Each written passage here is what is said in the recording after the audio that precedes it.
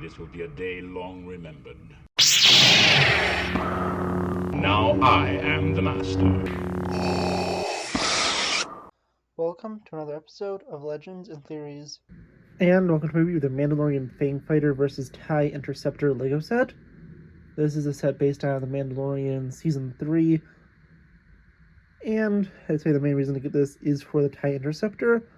But let's first take a look at the figures. The interesting thing of all of them is an Imperial astromech droid.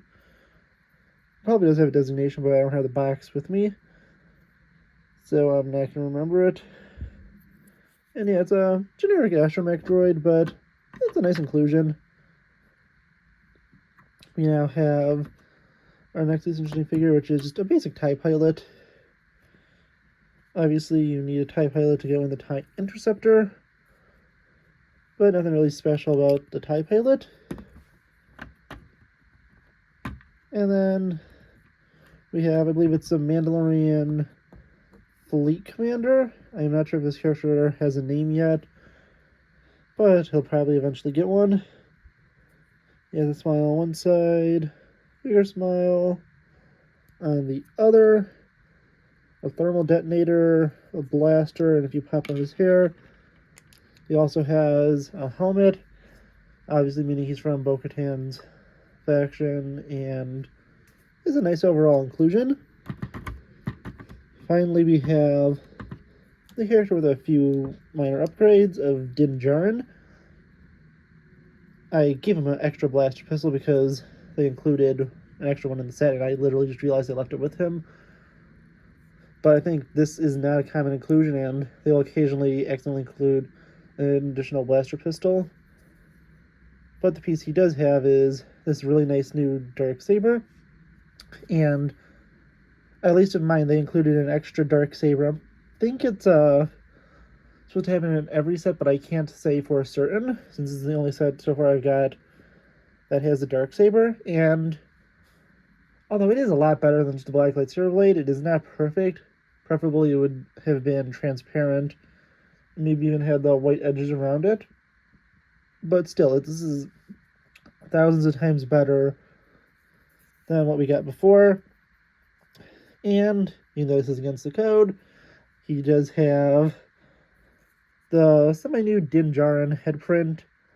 And yeah, honestly, these are a really cool inclusion, and really only is different because I think it's a newer helmet print from the Razor Crest UCS set, and for him to have the Darksaber, which was introduced with this set, but is also in the recently released set that includes the Spider Tank.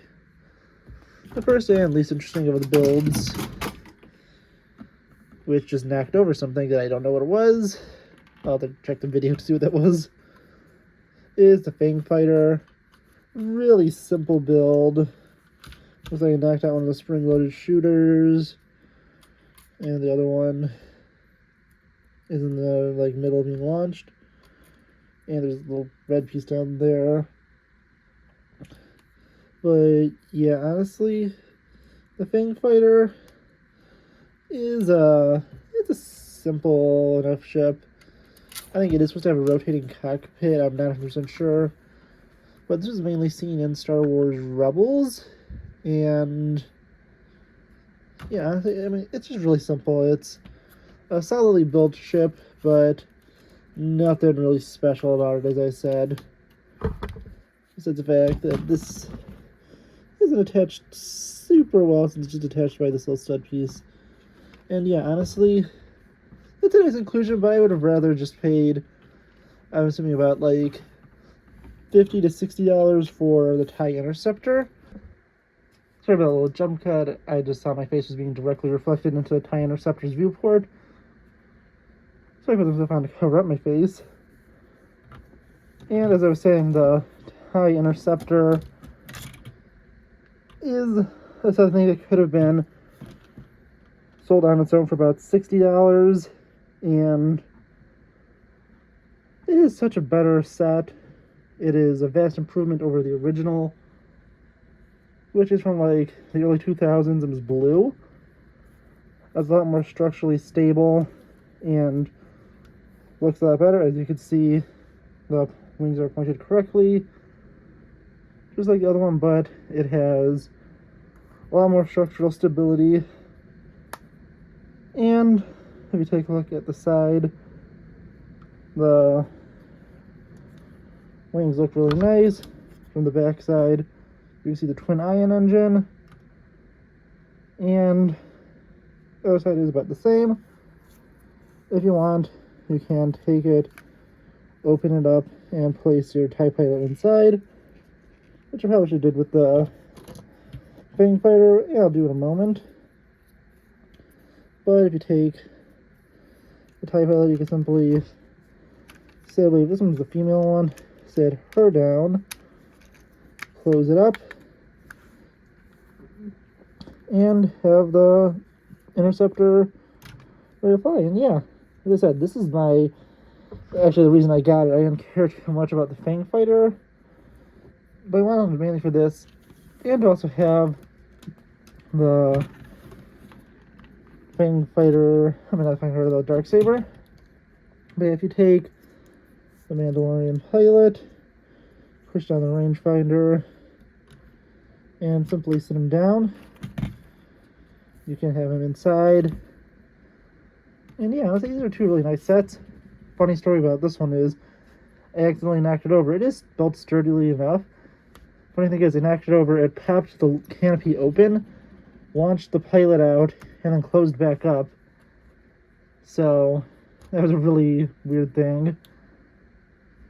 You probably won't believe it, but really weird, because either that or he phased through the canopy. And yeah, funny little story.